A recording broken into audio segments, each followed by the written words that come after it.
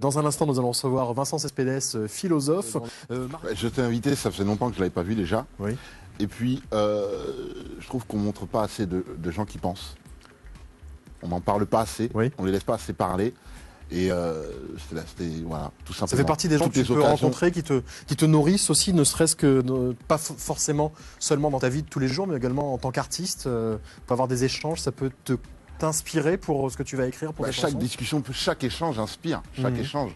Je veux dire, avec Vincent, j'ai l'habitude de suivre un peu ses conférences à distance, les dates qu'il donne, le jeu de tarot qu'il a inventé.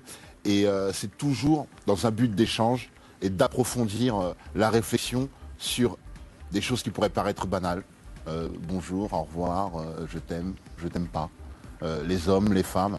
Enfin, des choses sur lesquelles on n'a pas assez poussé la réflexion. Ces textes, pour moi, sont extrêmement nourrissants au niveau de la pensée, parce qu'Oxmo, c'est pas simplement un flow, une voix, tout ça, mais c'est énormément de puissance dans les idées qui sont véhiculées sur l'amour, la jalousie, être véridique ou pas.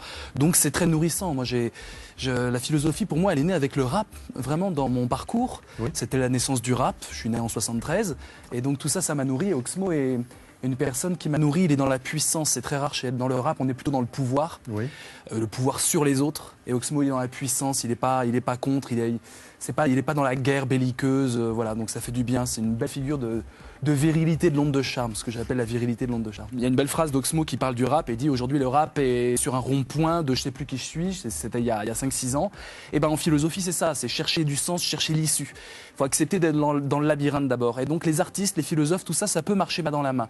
Créer du sens collectivement, c'est ça qu'on veut. De toute façon, il y a de plus en plus de scientifiques au sens large, que ce soit les sciences dures ou les sciences humaines, qui demandent ça, justement, et les artistes aussi, qui demandent ça, justement, la collaboration entre les artistes et la science, parce qu'il y a quelque chose qui peut se passer. Là. On était dans l'ère de l'absence de point d'interrogation, il y avait des réponses à tout. Ça fait 10 ans qu'on doit être dans la performance. Celui qui sait tout, celui qui fait tout, celui qui est voilà, au top du top du top. Ça marche pas. Mieux vaut être dans le point d'interrogation, c'est pas du tout une faiblesse que de douter. C'est une force, c'est la plus grande force.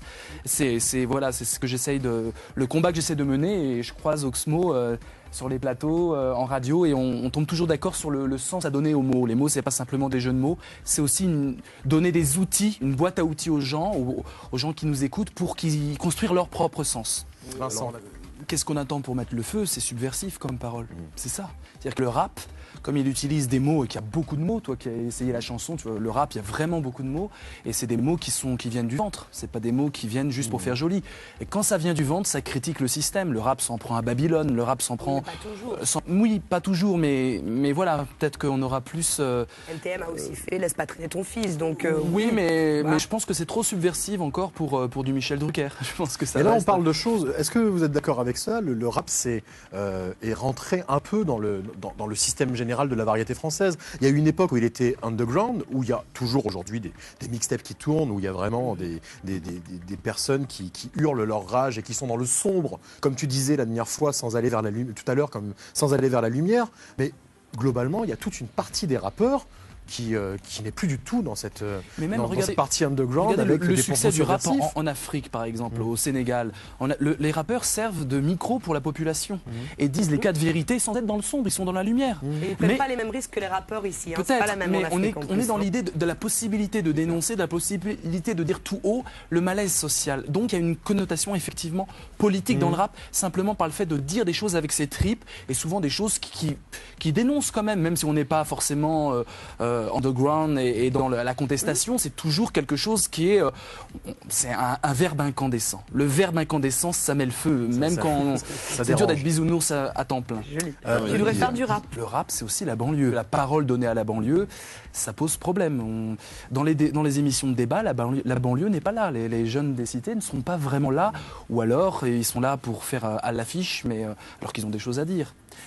Pourquoi tendre un micro à ces jeunes-là que quand il y a le feu et le... Voilà, c'est ça la dimension. De l'entendre. Merci beaucoup Vincent Cespedes d'être venu sur ce plateau et d'avoir éclairé ce plateau de vos réflexions. Je conseille ses ouvrages, excuse-moi, je conseille ses ouvrages parce qu'il écrit énormément.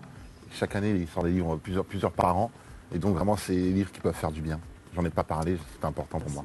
Eh bien, on va retrouver tout ça sur le site du labo, où on donnera les informations sur les ouvrages. Et puis le jeu du Phénix, donc, si vous voulez jouer un jeu du hasard, posez une question, puis vous voyez ce que la carte vous dit.